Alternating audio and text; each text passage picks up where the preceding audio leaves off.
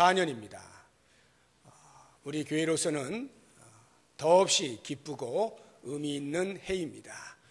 50주년이 되는 희년이기 때문에 그렇습니다.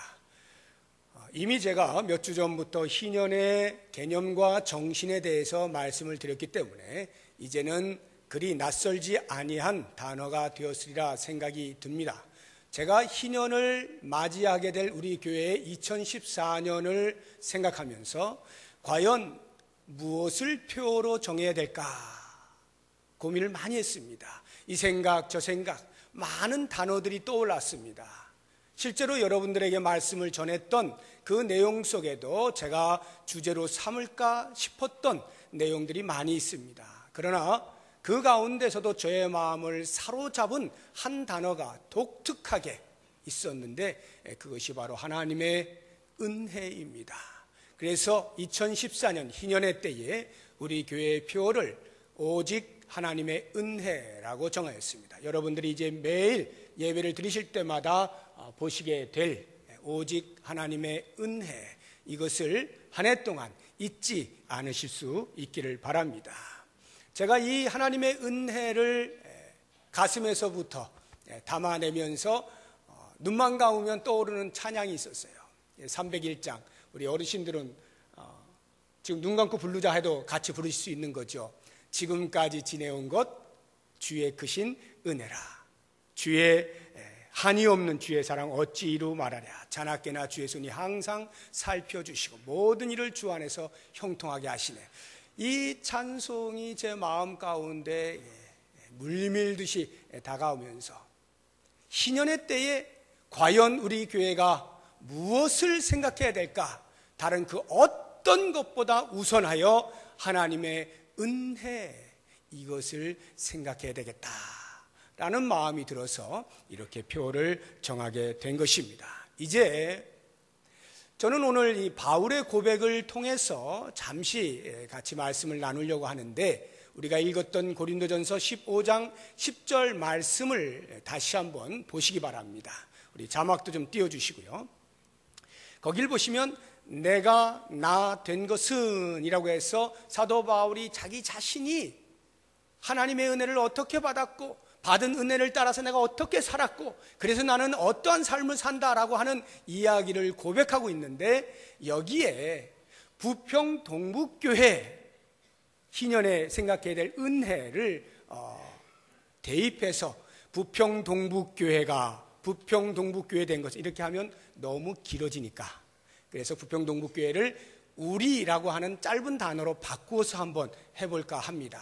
나 대신에 우리라고 하는 말로 바꿔서 읽어봅니다. 그리고 내가 모든 사도보다 라고 할 때 그 사도는 교회로 바꾸면 될 것 같아요.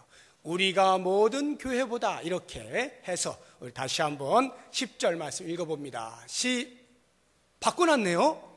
네, 방송반 대단합니다. 같이 읽어봅니다. 시작. 그러나 우리가 우리 된 것은 하나님의 은혜로 된 것이니 우리에게 주신 그의 은혜가 헛되지 아니하여 우리가 모든 교회보다 더 많이 수고하였으나 우리가 한 것이 아니요 오직 우리와 함께 하신 하나님의 은혜로라. 아멘. 한 해 동안 우리 모든 성도님들의 고백이 되었으면 좋겠습니다. 자, 그러면 사도 바울이 내가 나 된 것이 하나님의 은혜라고 고백할 때 내가는 어떤 나고 나라고 하는 것은 어떤 나인가 생각해 보세요. 사도 바울이 예수님을 알지 못하였습니다. 허물과 죄로 죽었습니다. 허물과 죄로 죽었던 내가 그리스도로 말미암아 영생을 선물로 받고 구원함을 얻게 되어진 나 된 것은 하나님의 은혜입니다. 이 고백을 하는 거예요. 뿐만 아니라 그리스도를 알지 못하여서 내 마음대로 내가 옳다고 생각하는 대로 옛 모습을 따라 살았던 내가 그리스도를 알고 구원함을 얻어서 구원한 백성들에게 베풀어 주신 은혜와 맡겨주신 사명을 따라 살게 되어진 나 된 것은 하나님의 은혜입니다. 사도 바울은 자기의 존재와 자신의 사명에 대해서 과거의 내가 지금의 나 된 것이 하나님의 은혜라 이렇게 고백을 하는 거예요. 그렇다면 이제 이것이 우리의 교회로 바꾸어서 생각할 때 우리 교회가 처음부터 교회로 등장하였던 것 아니죠. 아무도 없었던 자리, 예수를 알지 못하던 사람들이 복음을 듣고 생명을 얻어서 예수 믿기로 작정하고 교회를 세우기로 작정하여 알지 못하였던 우리가 그리스도로 말미암아서 교회를 세우게 된 우리가 된 것이 하나님의 은혜입니다. 이 고백하는 것이 신년 2014년 한 해 동안 우리가 해야 할 일이다 라고 하는 것입니다. 자, 그렇다고 하면 이제 하나님의 은혜를 은혜로 아는 사람이라면 과연 그 사람의 삶이 어떨 것이냐? 제가 아주 짧게 세 가지만 말씀드립니다.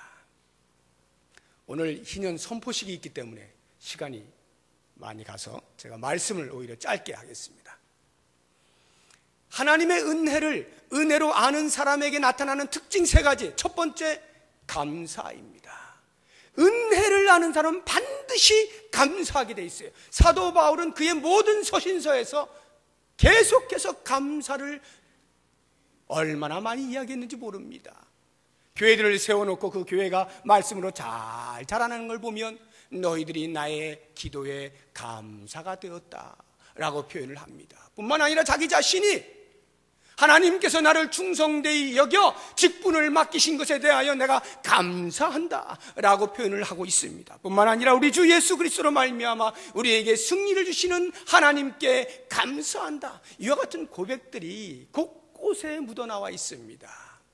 사도 바울은 하나님의 은혜를 제대로 받았기에 그 은혜에 마땅한 감사를 날마다 올려드린 사람입니다. 은혜를 은혜되게 하는 가장 확실한 방법, 그것은 감사예요. 과연 우리 교회가 50년 동안 하나님이 지켜주신 것이 정말로 감사하고 50년 동안 여기까지 오게 하신 것이 정말로 감사하다면 우리는 하나님 앞에 그 은혜에 대하여 감사를 말을 할 수 있어야 됩니다. 끊임없이 감사할 수 있어야 돼요. 어떻게 감사하는가? 말로 하십시오. 말로 감사하세요. 여러분, 염려되는 말이 나옵니까? 불평하는 말이 나옵니까? 입을 때리세요. 그리고 감사로 바꾸세요. 하나님, 감사합니다. 제가 여기까지 있었던 것이 하나님의 은혜였고 우리 교회가 여기까지 온 것이 하나님의 은혜입니다. 감사합니다. 모든 불평과 원망과 염려의 말들이 다 사라지고 2014년 한 해에는 어디에서나 들려오는 소리가 감사가 넘쳐나는 교회 되기를 주의 이름으로 축복합니다. 여러분, 말만 감사하면 됩니까? 말로만 안 되죠. 제가 생각을 했어요. 야, 이거 말로는 감사 내가 할 수 있을 것 같은데 정말 내가 하나님께 감사할까? 그럼 무엇으로 나를 입증할 수 있을까? 이걸 생각해 볼 때 내게 있어서 가장 중요한 것을 하나님의 것이라고 고백할 수 있다면, 야, 요건 정말 감사의 마음이 진정성이 있다라는 생각이 듭니다. 그래서 제가 가장 중요하다고 여기는 게 뭔가 보았더니 죄송합니다, 돈이더라고요. 돈이 어린아이에서부터 노년에 이르기까지 뭐 일을 하시는 분이건 노시는 분이건 뭐 목사건 뭐 누구건 상관없이 돈이 가장 중요한 시대를 살아가고 있어요. 그래서 이 돈을 한번 하나님께 드리면서 하나님 감사합니다라고 할 수 있다면 그 사람의 감사는 진정성을 인정받을 수 있겠다 하는 생각이 들어서 저 혼자 하면 아쉬우니까 우리 모든 성도님들이 같이 한번 동참을 하기 원하는데, 제가 사실은 오늘 준비를 해 두려고 했는데 연말 연시라 바빠가지고 도저히 안 된다 해서 한 주를 늦췄습니다. 저금통을 제가 준비를 했습니다. 저금통을 온 성도들이 가족별로 아니고요, 각 개인별로 하나씩 받으십시오. 그래서 그 저금통에다가 하나님 우리 교회를 50년 동안 지켜주신 것 감사합니다, 이거 진짜입니다 라고 하는 것을 하루에 1,000원을 꺼내 그 저금통에 집어넣으면서 표현을 해 주시기 바랍니다. 제가 그렇게 하겠습니다. 여러분 같이 한번 동참해 주시기 바라요. 돈 1,000원에 하나님 감사합니다. 요즘은 돈을 안 갖고 다니잖아요. 특히 남자들은 그냥 카드로 다 되니까. 저도 돈이 없거든, 주머니에. 항상 돈이 없어요. 그럼 어떡합니까? 카드로 낼 수는 없잖아요. 돈 1,000원을 마련해야 되죠. 돈 1,000원을 마련해야 돼요. 어떤 식으로든 돈 1,000원을 마련을 하는 그 과정에서 하나님 앞에 내가 왜 지금 돈 1,000원을 마련하지? 하나님께 우리 희년에 감사하기 위해서 하는 거지 생각하고 헌금을 하시면서 하나님 감사합니다. 이 고백을 같이 해보자고요. 돈 1,000원. 그런데요, 돈 1,000원이 사실 요즘 돈이 아니죠. 그런데 이게 매일 하려면요 조금 부담이 될 수가 있습니다. 매일 하려면. 그래서 혹시 생계를 직접 이어가지 못하시는 분들, 자녀에게 용돈을 받는다거나 하시는 분들은 어려울 수 있어요. 그런 분들은요, 제가 보편적으로 지금 1,000원을 이야기했습니다만 자기가 자기를 잘 아니까 사정상 1,000원은 무리다 라고 생각되시는 분은 100원을 해도 됩니다. 100원도 무리입니까? 그러면 요즘 10원짜리 나옵니까? 나오죠. 10원을 하셔도 되고요. 본인이 정하는데 제가 보편적으로 말씀드리게요. 1,000원에 하루에 한 번 하나님 앞에 감사를 표현해보자. 이거를 1년 12달 변함없이 한번 매일같이 빠지지 말고 해보자. 한 달에 한꺼번에 그냥 3만 원 넣고 이런 거 말고요. 하루에 한 번씩 꼬박꼬박 넣으면서 하나님 앞에 감사를 잊지 않고 살아보자. 여러분이 그렇게 헌금을 하시면 그 저금통을 교회가 3개월에 한 번씩 수거하겠습니다. 그러면 여러분이 진정으로 마음속에서 하나님 앞에 감사하여 드린 그 헌금, 주의 나라를 위해서 선교하는 일에 우리 교회 주변에 어려운 사람들, 우리의 도움을 필요한 사람들에게 나누는 일로, 구제 일에, 이 2가지 일에만 사용하기로 당회가 결정하였습니다. 한번 여러분 적극적으로 참여하시고, 다른 그 무엇보다도요, 이것을 어디에 사용할 것이냐보다 더 중요한 게 내가 매일 하나님 앞에 감사할 수 있을 것이냐, 이것을 돈 1,000원에 한번 우리가 스스로를 입증해보자 라고 하는 것입니다. 꼭 부탁을 드리고요. 다음 주에 나눠드리겠습니다. 또 한 가지 감사를 표현하는 방법 가운데 하나는요, 말로 하고 물질로 하지만 더욱 중요한 것은 우리의 얼굴 표정과 웃음입니다.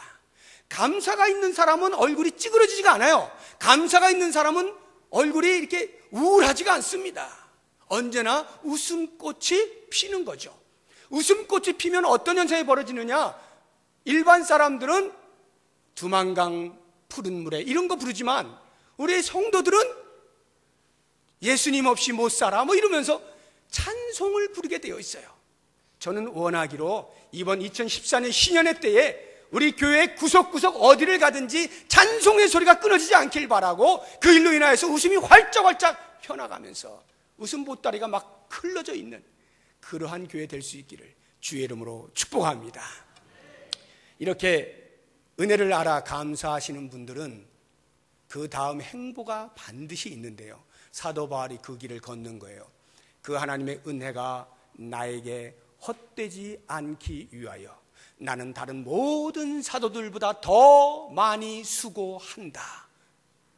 충성입니다. 수고, 노력, 애씀, 하나님을 기쁘시게 하는 일.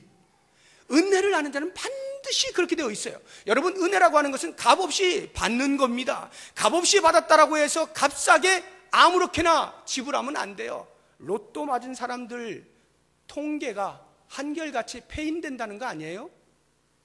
공짜로 받아놓으니까 이걸 어쩔 줄 몰라가지고 흥청망청 쓰다 보니 처음보다 더 못한 폐인으로 살아가더라 이 말이에요. 보통 공짜로 받으면 그렇게 돼요.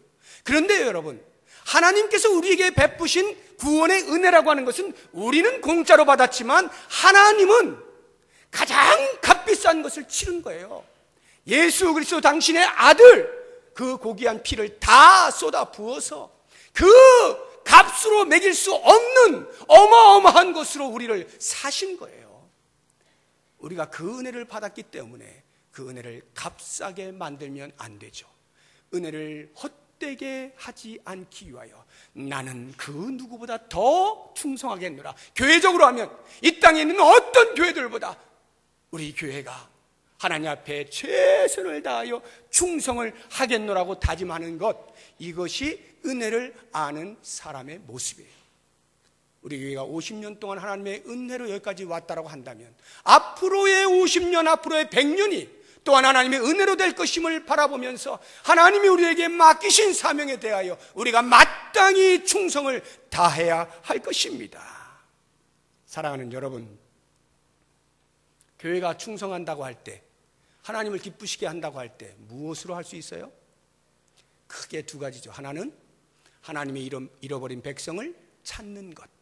그래서 우리 교회가 119 운동을 한다 그랬죠. 한 사람이 한 영혼을 구원하는 일, 이 운동에 우리 모두가 참여하겠다고 했습니다. 이것도 이제 조만간에 여러분들에게 작정을 하게 할 것입니다. 한 영혼 한번 구원하는 일에 쓰임받아 보자. 또 한 손으로는 그 복음 전파와 더불어서 그리스도의 사랑을 나누는 일을 해보자. 그래서 우리 교회가 사랑의 쌀 나누기 운동을 추수감사주일 한 번에 끝나지 않냐고 상시 1년 12달 365일 계속하겠다고 말씀드렸죠. 그 이야기는 여러분들이 마음이 동할 때 언제든지 사랑의 쌀 나누기 운동에 동참할 수 있단 말이에요. 그 동참되어진 것은 그대로 사랑의 쌀 나누는 일에 쓰이게 될 겁니다. 이렇게 복음을 전하는 일과 사랑을 나누는 일, 하나님을 기쁘시게 하는 일에 우리 교회가 충성되게 쓰임받을 수 있는 2014년 한 해 될 수 있기를 주의 이름으로 축복합니다. 마지막 세 번째로, 정말로 은혜를 받은 사람은 그 사람의 태도가 교만하질 않아요. 겸손해요. 비록 세워놓은 업적이 있다 할지라도 그 업적으로 나를 자랑하거나 교만하여서 우쭐하거나 다른 사람을 우습게 보거나 하지 아니하고 오히려 모든 것이 하나님의 은혜로 말미암아 되어졌습니다 라고 고백을 해요. 사도 바울이 지금 그렇지 않습니까? 제일 뒤에 보면 내가 다른 사도보다 더 많이 수고하였으나 내가 한 것이 아니요 오직 나와 함께 하신 하나님의 은혜라고 고백을 하는 거예요. 이게 정상적입니다. 교회로 보자고 하면요, 교회가 교만할 게 뭐가 있나 싶죠? 그런데 교회가 교만할 수가 있어요. 이 교회 공동체가 교만해질 수가 있습니다. 하나님의 거룩한 일들을 많이 감당합니다. 사회적으로 좋은 일들을 많이 합니다. 또 예수 믿는 사람들을 많이 구원해냅니다. 이런 일들로 활기가 찬 교회 가운데서 때로 교만하여서 넘어지는 교회들이 있어요. 어떻게 교회가 교만해질 수 있느냐? 우리 교회. 교회의 이름이 드러나기 시작할 때, 그래서 다른 교회가 우습게 보여질 때, 내가 우리 교회 다니는 것이 우쭐거려지고 다른 교회 다니는 사람이 우습게 보여질 때, 그것은 교회적으로 교만하여서 범죄하는 겁니다. 오늘날에 그와 같은 교회들이 간혹 나타나서 크게 부흥하는가 하더니 하루아침에 추락을 하는 경우가 없지 않습니다. 저는 우리 교회가 신년을 맞이해서 하나님 앞에 감사할 뿐만 아니라 맡겨주신 사명을 충성되게 감당했을 때 하나님이 부어주실 열매들이 있을 거예요. 그 열매들을 우리가 얻게 될 것입니다. 그럴 때에 우리는 교회의 이름을 드러내는 일에, 그래서 내가 자부심을 가지고 기뻐하는 것이 아니라 우리 교회를 사용하시는 하나님의 그 놀라운 은혜를 노래하는, 그래서 하나님이 영광을 받으실 때, 이게 바른 교회예요. 교회가 드러나는 순간 그 교회는 이미 하나님의 교회가 아니에요. 하나님의 영광이 드러나고 하나님의 영광을 말할 때 그 교회가 하나님의 은혜를 제대로 아는 것입니다. 사랑하는 성도 여러분, 신년입니다. 정말 감격스러운 거예요. 물론 50년 전에 처음 개척할 때부터 계셨던 분들이라면 훨씬 더 감동이 진할 겁니다. 그러나요, 설령 작년에, 아니 12월에, 아니 오늘 처음 나오신 분이라 할지라도 한 교회를 50년 동안 인도해 오신 하나님의 은혜를 생각하면 우리 모두는 같은 감동을 가질 수가 있어요. 신년이 되기까지 인도해 오신 그 하나님의 신실하심, 하나님의 자비와 사랑, 이것을 우리 모두가 함께 나누는 겁니다. 공유하는 거예요. 그래서 지금까지 지내온 것, 주의 크신 은혜, 이제 앞으로 우리의 후세들이 우리의 뒤를 이어서 믿음의 여정을 걷게 되어질 50년, 100년을 바라보면서 지금보다 더 큰 하나님의 은혜가 쏟아질 것을 기대하시고 나아가는 그 첫걸음, 신년의 첫 예배가 된 줄로 믿고 하나님께 감사하면서 우리 모두가 2014년 12월 31일 송구영신 예배를 드릴 때 하나님 감사합니다 다시 한번 크게 외칠 수 있는 우리 교회 될 수 있기를 주의 이름으로 축복합니다. 기도하겠습니다. 하나님 감사합니다. 감사합니다. 모든 것이 오직 하나님의 은혜입니다. 은혜를 아는 자로 감사가 터져나오게 하여 주옵시고, 은혜를 아는 자로 주 앞에 충성을 맹세하게 하시고, 은혜를 아는 자로 지극히 겸손하여 하나님께만 영광 돌릴 수 있는 우리 모든 성도들 부평 동부교회가 되게 하여 주시옵소서. 예수님의 이름으로 기도드립니다. 아멘.